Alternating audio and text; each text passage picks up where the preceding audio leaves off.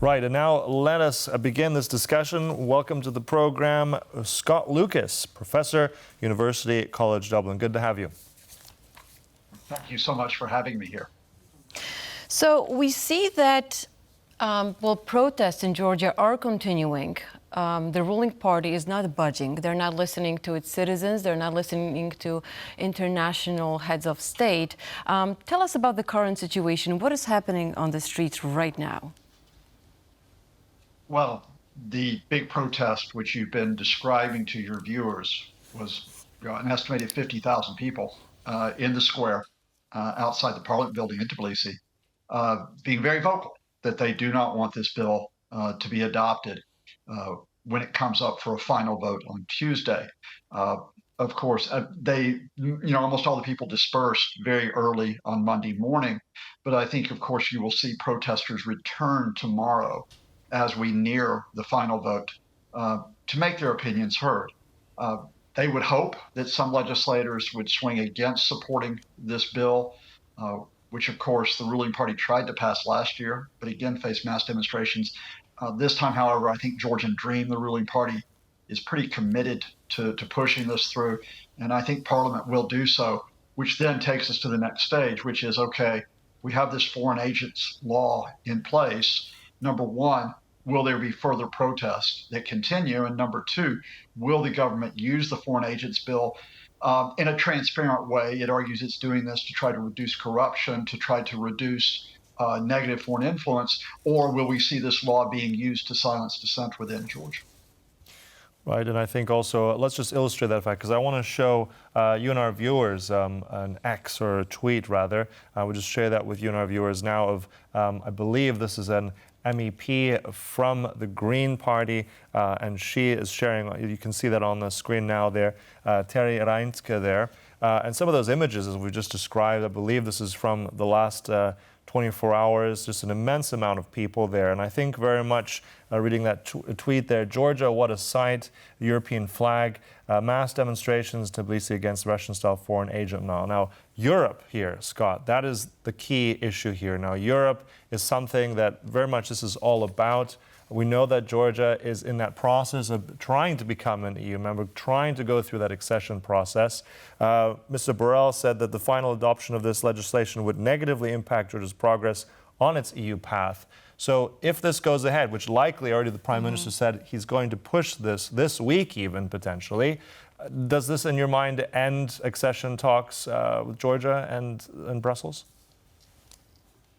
I don't think it would end the accession talks between Georgia and the EU, but it would effectively suspend them because the EU, as it has made clear in the last 24 hours, would not be able to accept a Georgia which had this law, which is vague. It's still vague in terms of how it would be used, even though critics say it's modeled on a Russian legislation from 2012. The EU says, look, it's not clear how this would protect the rights of Georgian citizens. It's not clear how this would respect due process of law. It's not clear how this would respect the right to political participation. More than 80% of Georgians in polls support Georgia going into the European Union. It would be a lengthy process. I think the key issue here is that we have actually got a ruling elite which is divided. So as much as we talk about the Prime Minister and Georgian Dream Party that really want to put this legislation on the books, it has been criticized by the Georgian president, who has said, no, this is simply not the way we want to go forward as a country. Now, the president is largely a ceremonial post, doesn't really have any type of executive authority. But I think if that president, in a sense, symbolically represents the views of many Georgians, it's not just a question of where the EU and Georgia goes next. It's really the question of where Georgia goes next as a country. Because, of course, come October, we have elections. And if those elections are free and fair, it could completely change the makeup of the next government. Well, Georgian president says it's like a referendum when it comes to these elections. People are going to choose their path now, and 80% of Georgians are in support of European Union. This is an immense amount of people, and this government is not listening to them. However, Georgia is also a former Soviet republic, and here we use the word former. However, do you think that Georgia is still under very heavy Russian influence? I think, as almost every country in Europe is witnessing, including Poland, the Russians are trying to manipulate or trying to, in some cases, undermine political systems. And of course, this has been exacerbated by the Russian full-scale invasion of Ukraine since 2022. Georgia is not quite as close to Ukraine as, say, Moldova is, where the Russians, of course, occupy part of the country. But you also have to remember that, Russia fought a war against Georgia in 2008 and has very much tried to limit Georgia's autonomy. So there's no doubt about the Russian influence here, but that doesn't mean that this is a puppet state. The Georgian government does have a mind of its own, as it were.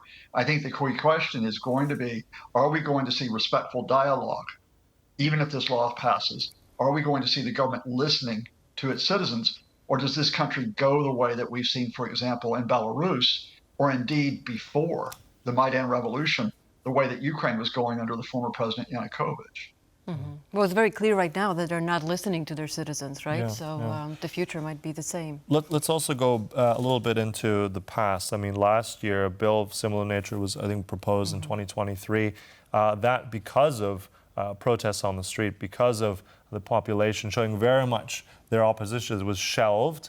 Could we expect, is it too late, that we might see a repeat of that? Or why is the government on this occasion being so adamant of pushing this through? Scott?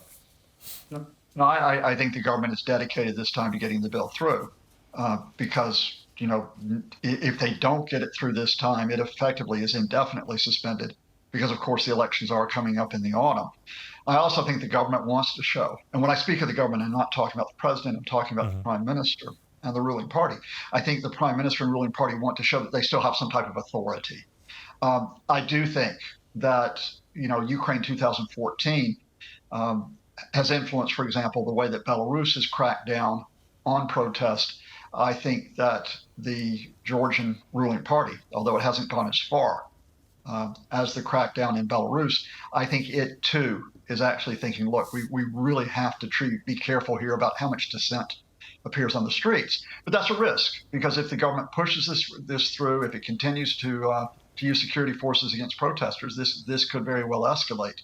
And I think there's a very delicate balance in Georgia right now. I think there's a balance which is simply not just one between Russia and the European Union. It is a very delicate balance between having a political system which is at least at this point not imploding, and one which by no means is one where you have a clear, stable path for the future with democratic rights for all citizens. Mm-hmm. Well, let's talk about the bill itself, because it says the bill would require organizations receiving more than 20% of their funding from abroad to register as agents of foreign influence. Now, President Zubashvili said it's an exact copy of the law that was passed by Russia and which allowed Russia to clamp down on non-governmental organizations. We can see that. And then she said it's first and then on the media next. Can you explain how can this bill affect media freedom? Well, it's interesting. I spoke to a Georgian diplomat just last week here in Ireland, and that diplomat was saying, oh, no, this legislation is sort of influenced by U.S. legislation called the Foreign Agents Registration Act. And indeed, the U.S. does require anybody that receives money from a foreign government or a foreign entity to declare it. But of course, the issue here, and I think the Georgian president made it clear, is well, look, it's good to be transparent. It's good that we have people who are on record as to where they're receiving their funds from. But does that mean that you manipulate this law to declare that any entity which has foreign support is effectively considered to be illegal? And that's the worry, because that's what Russia does. And Russia is not just simply banning foreign organizations. If you are a Russian citizen and you are accused of having ties with a foreign organization, you could wind up with a lengthy prison sentence. And I think that's really the fear here. If this government had actually called this bill a lobbying bill, a bill to regulate lobbying and to regulate foreign influence, then I think it would have had an easier path to getting it passed. But once it called it a foreign agents bill, that raised the specter of this is going to be a bill of repression rather than one of transparency and anti-corruption.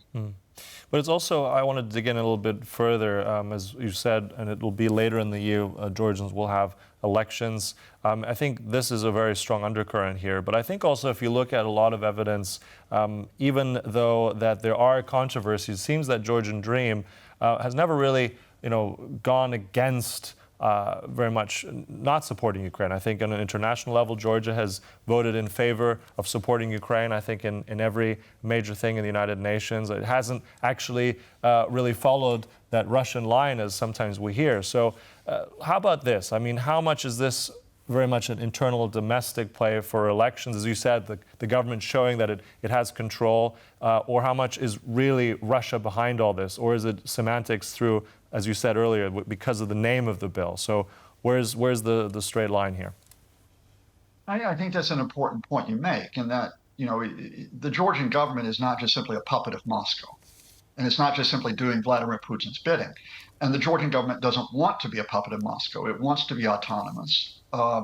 So what it does, on the one hand, as you point out, is it's actually said, look, we support Ukraine. We support that a sovereign country should not be invaded. Because remember, in effect, Georgia was invaded in 2008 by Russia. They don't want to go through that again. But on the other hand, Georgia saying we believe in the sovereignty of Ukraine, we don't want to be invaded. Georgian Dream isn't saying, therefore, we want to be part of the EU, therefore, we want to be part of these European organizations, which have been reinvigorated by Putin's invasion of Georgia. So, Georgian Dream's walking a very careful, in this multiple balancing act that's taking place. Their own balancing act is, on the one hand, not to go so far against Russia that it antagonizes Putin too much, that they come under a great deal of pressure. And on the other hand, they do not want to be seen as being in Moscow's pocket. That's very interesting, because it looks like, if that many people are protesting, I think any government would at least hear them out and perhaps prolong this process, but they're just set, their minds are set to do so. Now, would you say that this is an opportunity for the opposition in Georgia? Because we don't really talk about the opposition, especially in the context of elections that are going to happen on October 26th. It's what you mean by opportunity, and I want to be very careful here. One could read this as an opportunity for, as it were, a people's rising. To actually say, look, even before the elections, we need to be rid of this government. And after all, we saw what happened in the Maidan Revolution in 2014 in Ukraine. But of course, we've seen in Belarus that mass protest to try to get political space in Belarus to avoid repression. The government cracked down on that and has effectively shut down a lot of that movement for now. I think if, on the other hand, you're talking about the opposition saying, look, we're going to mobilize through these protests in preparation for October, that's a kind of a different path, and it's an important one, because it is important to maintain, as it were, the protest, especially if you can maintain them nonviolently, but you also have to organize on the ground.